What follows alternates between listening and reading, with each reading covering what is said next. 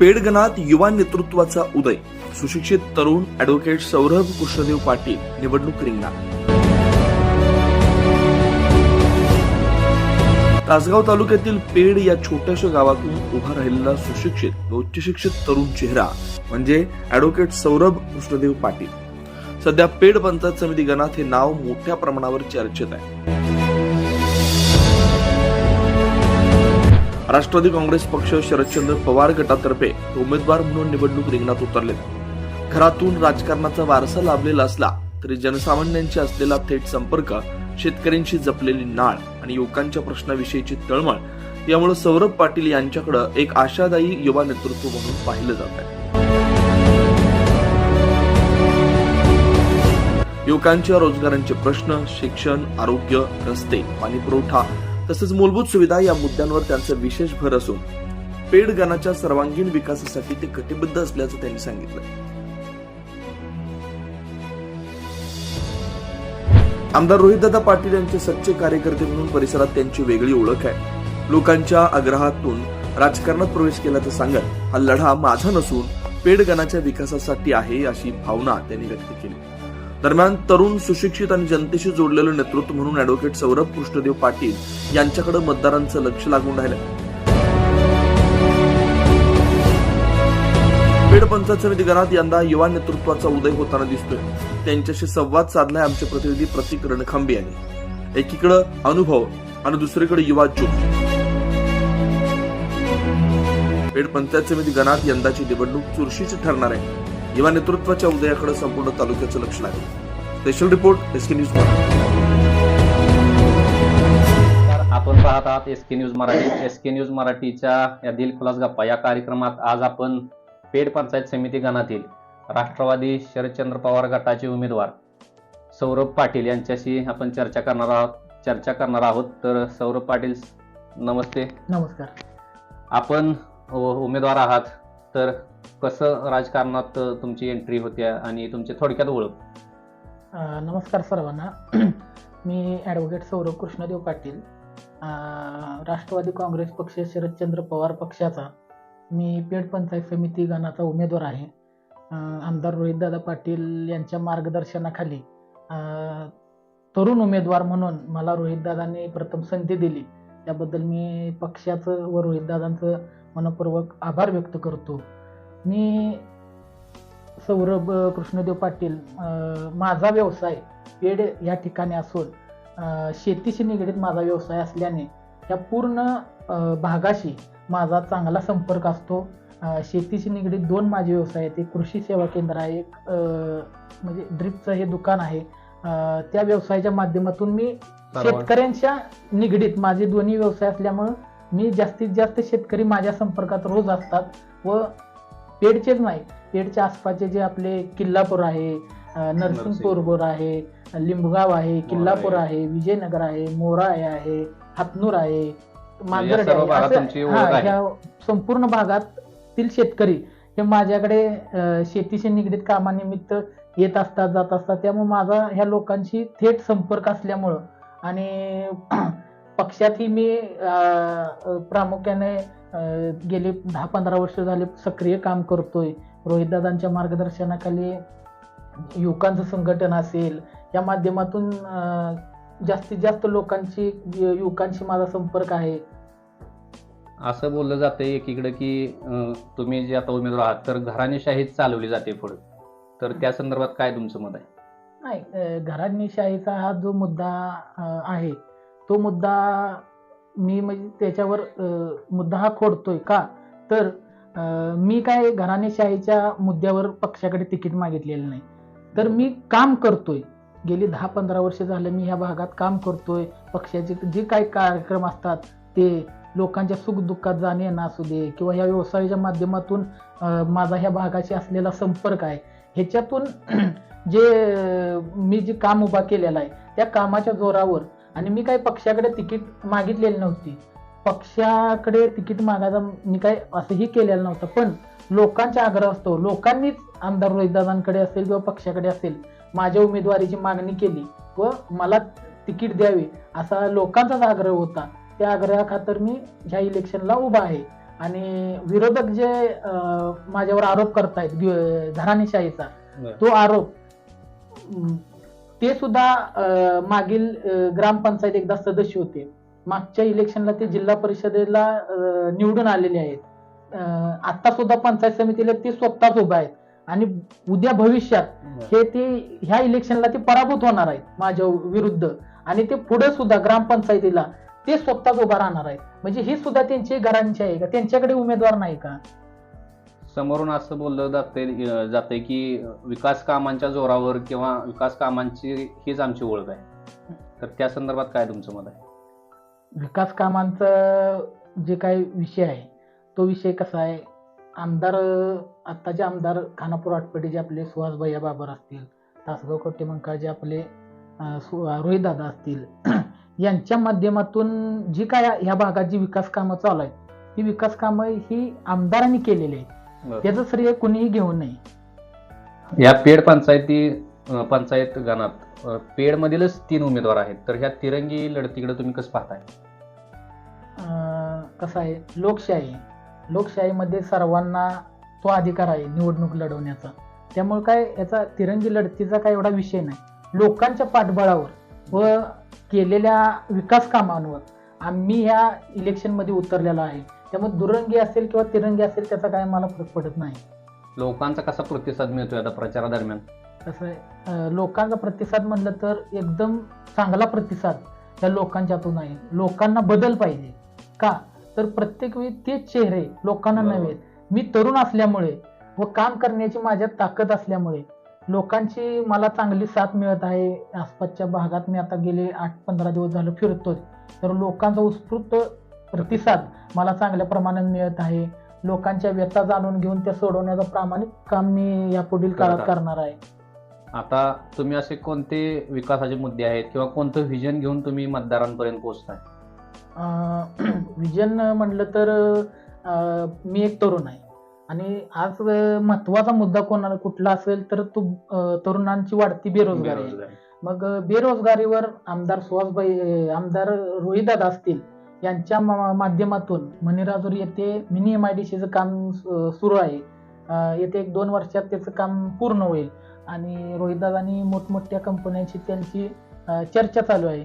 मोठमोठे उद्योग आपल्या भागात येणार आहेत आणि त्या माध्यमातून जास्तीत जास्त हे आपले व्यवसायाचे उद्योग व्यवसाय असतील ते मोठ्या प्रमाणात वाढणार आहेत आणि तरुणांना युवकांना मोठ्या प्रमाणात यातून रोजगार मिळणार आहे. गाव लेवलच्या विकास कामाबाबत, गाव लेवलच्या विकास कामामध्ये आता कसं आहे, पंचायत समितीच्या मार्फत जे काही योजना असतील, पंचायत समिती जिल्हा परिषदेच्या माध्यमातून ज्या काही योजना असतील त्या योजना सर्व तळगाळापर्यंत पोहोचवण्याचं काम प्रामाणिक काम मी करेन. आणि रस्ते असतील, पाणी असेल, वीज असेल किंवा शेतीचे विषय असतील, शिक्षणाचा विषय असेल, आरोग्याचा विषय असेल, या संपूर्ण गोष्टीकडे आमचं बारकाईने लक्ष असेल आणि यातून आम्ही चांगल्या पद्धतीने काम करू. दुसरा एक मुद्दा असा येतोय की आता हे आपल्या बाजूच्या ज्या वाड्या आहेत त्यांचे नामकरण म्हणजे नावं बदलली गेलेली आहेत, त्याचं देखील समोरून बोललं जाते की आमच्या काळात किंवा आम्ही केलेला आहे. त्याबद्दल काय मत आहे तुमचं?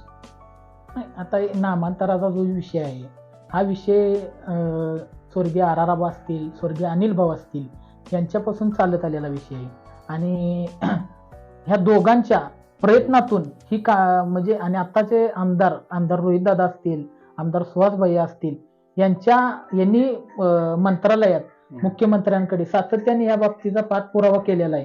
कुणी क्रेडिट त्याचं घेण्याचं काम नाही. तर समोरचे जे इतर उमेदवार आहेत तर त्यांच्याकडून असं देखील बोललं जातं की विकास काम हीच आमची ओळख आहे, तर या मुद्द्यावर किंवा या विषयावर तुमचं काय मत आहे? विकास कामावर बोलायला गेलं तर पेड पंचायत समिती गणातील सर्व लोकांना याची माहिती आहे की किती विकास झाला, त्या विकासामध्ये काम कशा पद्धतीनं झालं, हे सगळ्या गोष्टी तुम्ही जवळून पाहताय. आज स्ट्रीट लाईट म्हणजे जे हायमास आहे त्या हायमासची तुम्ही आज या पेड पंचायत समिती गणातील अवस्था बघा. आता पेडचंच उदाहरण घ्यायचं झालं तर गाव भागातील 6 स्ट्रीट लाईट म्हणजे हायमास जे आहेत त्यातील 5 बंद झालेले आहेत, पूर्ण बंद अवस्थेत आहेत. एकच चालू आहे, त्यातली म्हणजे 4 त्यात बल असतात त्यातील एक बल्ब त्यातला पण एका ह्याच्यातला चालू आहे, नाही पूर्ण 5 हे गाव भागातील बंद त्याची आहे. दुरावस्था हा, झालेली आहे. दुरावस्था झालेली आहे. आणि मग आता पेड पंचायत समिती गणातील तर ते विषयच नाही. आणि आता हे म्हणतात शाळेसाठी आम्ही काम केलं, निधी दिला. तुम्ही पेड जिल्हा परिषद शाळेत जावा. पेड जिल्हा परिषद शाळेत तुम्ही गेट पासून सुरुवात करा. आज त्या जे गेट आहे, बरोबर, एंट्रीचं जे गेट आहे त्याची दुरावस्था बघा. मग तुम्हाला आत गेल्यावर समजेल की नेमका ह्यांनी कसा विकास केलेला आहे. हीच अवस्था पेड पंचायत समिती गणातील शाळांची सुद्धा आहे. सर्व गावात देखील असं चित्र हा, असेल. संपूर्ण पेड पंचायत समिती यांनी फक्त पैसा आणि पैशातून सत्ता एवढंच यांचं ध्येय आहे. आणि जास्तीत जास्त पैसा कोणत्या ह्याच्यातून मिळेल त्याच्यावर ह्यांचा जास्त फोकस आहे. मग ते हायमास्ट असतील, जास्त टक्केवारी कशात आहे ह्याच्यातून ह्यांनी आतापर्यंत जे कमवले हे ह्या पैशातूनच कमवलेलं आहे. म्हणजे ह्या सर्व गोष्टींचा विचारात घेता किंवा ह्या सर्व गोष्टी पाहत असता हे सर्व म्हणजे महत्वाचे मुद्दे तुम्हाला हे सर्व समाजातील वाटतंय. हो का, आता ते विकास म्हणते. आज जल जीवन मिशनचं काम चालू आहे. म्हणजे हे काम आता गेले 5 ते 6 महिने झालं बंद आहे. ते जे पाईपलाईन पुरलेले आहे, पण ह्या टक्केवारीसाठी ह्यांच्या ते काम कॉन्ट्रॅक्टरनी बंद ठेवलेलं आहे. ह्यांना वारंवार त्या कॉन्ट्रॅक्टर कडून टक्केवारीची अपेक्षा करणं, काम करून न देणं, यामुळे ती योजना अक्षरशः बंद पडलेली आहे. आम्ही काम करून पैसा कमवतो असं बोललं जातं. आम्ही असा टक्केवारी किंवा इतर काही गोष्टी करून पैसे तुमचं कसं, म्हणजे तुम्ही काय काम केलं आतापर्यंत, तुम्ही जी ही कामं मानली त्यात काम तुमचं कसं आहे ते सगळ्या भागाला माहित आहे. तुमच्या एकाही कामाची तुमच्या क्वालिटी नाही. काम 10 रुपयाचं असलं का 100 रुपये लावायचे असं तुमचं काम आहे. टेंबूच्या पाण्याचा जो प्रश्न आहे किंवा टेंबूच्या संदर्भातले जे विषय आहेत ते देखील चर्चेत आहे, तर त्याच्या संदर्भात काय मत आहे तुमचं? आता टेंबूचा जो विषय आहे तो स्वर्गीय अनिल भाऊ असतील, स्वर्गीय आराराबा असतील व आता त्यांच्या पश्चात आमदार रोहित दादा असतील, आमदार सुहासभाई असतील, यांच्या माध्यमातून ते काम आता पूर्णत्वास जाईल. आता त्याच्या कालच 1-2 दिवसापूर्वी आपल्या भागामध्ये पाईप यायला म्हणजे पाईपलाईनचं काम म्हणजे गतीनं चालू आहे आणि ते 1-2 वर्षात ते काम पूर्णत्वास जाईल. आता कसं आहे, आमदार 2 आपल्या विचारसरणीचे आहेत, खासदार विशालदादा आपल्या विचारसरणीचे आहेत. तीच आता एक खासदार 2 आमदार खाली जिल्हा परिषद सदस्य आपल्या विचाराचा येणार आहे. तसंच पेड पंचायत समिती गणाचा उमेदवार आपल्या विचाराचा आला म्हणजे पूर्ण ही जी साखळी ती जर आपली असली तर विकास कामं, जास्तीत जास्त विकास कामं खेचून आणण्यात आपल्याला त्यात यश येणार आहे. त्यामुळे लोकांनी कोणत्याही भूलथापांना बळी न पडता वरून जसं खासदार आपला आहे, आमदार आपला आहे, तसं जिल्हा परिषद सदस्य, पंचायत समिती सदस्य सुद्धा आपला विचाराचा असावा. या दृष्टिकोनातून मला एकदा काम करण्याची संधी द्यावी ही माझी विनंती आहे. आपल्या पंचायत समिती गटासोबतच मांजर्डे जिल्हा परिषद गटाचे देखील निवडणुका आहेत. तर मांजर्डे गटातून आपल्या ह्याच पक्षातून मोहन नाना पाटील हे देखील आपल्यासोबत आहेत, तर त्यांच्याबद्दल तुमचं काय मत आहे? मोहन नानांचा जर विषय घ्यायचा झाला, मोहन नाना हे असं एक व्यक्तिमत्व आहे म्हणजे ते उद्योगपती आहेत. उद्योगात त्यांनी उच्च पद म्हणजे आता उच्च स्तरावर आहेत. उद्योगाच्या माध्यमातून त्यांनी उद्योग प्लस समाजकारण ह्या गोष्टी आतापर्यंत केल्या. आता समाजकारणाच्या माध्यमातून ते आता राजकारणात प्रवेश करतायत. म्हणजे ते मांजर्डेचे आता उपसरपंच पण आहेत आणि आता जिल्हा परिषदेला आपल्या पक्षाकडून ते जिल्हा परिषदेचे उमेदवार पण आहेत. थेट लोकांशी संपर्क, प्रत्येक घर टू घर असणारा त्यांचा संपर्क ही त्यांची जमेची बाजू आहे. प्लस मोहन नानावर जिल्हा परिषद सदस्य पदाला उभे आहेत, खाली पंचायत समिती सदस्य पदाला मी आहे आणि ह्याचा निश्चितच फायदा म्हणजे मला होणार आहे. आणि मोहन नानांची वाटचाल आतापर्यंत बघितली तर काम करणारा माणूस म्हणून त्यांची ओळख या परिसरात आहे. त्यामुळे याचा निश्चितच फायदा मला पण होईल आणि मोहन नानांना पण होईल. तर तुम्ही असं म्हणताय की ते भ्रष्टाचारातून पैसा कमवला जातोय किंवा इतर सगळ्या गोष्टी करून ते पैसा मिळवत आहेत, तर कसं बघताय या गोष्टीकडे, म्हणजे का तसं आरोप करताय तुम्ही? आता ते म्हणते तर मी जो पैसा कमवला तो उद्योगधंद्यांच्या माध्यमातून कमवला. तुमचे नेमके उद्योग काय आहेत ते तर गावाला समजून द्या. तुमच्या गावात कोणता उद्योग आहे किंवा बाहेर कुठं काय उद्योग आहे, यांचे उद्योग फक्त टक्केवारी जी कामं यांची चालू आहेत त्यातनं किती टक्के काढायचे आणि त्यातून कसा पैसा निर्माण करायचा. आज कोणतंही काम असू द्या, बाहेरच्या कॉन्ट्रॅक्टरला यांनी कधीच त्यातून हे करून दिलं नाही. दिलेलं ते यांचेच सगळे घरातले कॉन्ट्रॅक्टर, म्हणजे जवळपासचे जवळपासच्या कार्यकर्त्यांना काही नाही, कार्यकर्त्यांना कॉन्ट्रॅक्ट नाही, घरच्याच माणसाला कॉन्ट्रॅक्ट. मग त्यातूनच पैसा निर्माण केला. यांनी दुसऱ्यांना काय करून पण दिलेलं नाही आणि काय म्हणजे स्वतः सगळं मलाच पाहिजे ही जी त्यांची भूमिका आहे. त्यातून मग आता ही जी उद्योग आहेत त्यांची ती हेच उद्योग आहेत आणि त्यातून यांनी पैसा निर्माण केलेला आहे. तुम्ही 2 किंवा 3 उमेदवार असतील, एकाच गावात आहात, तुम्हाला कसा आहे गावचा पाठिंबा किंवा गावात कसं आहे वातावरण तुमच्याबद्दल?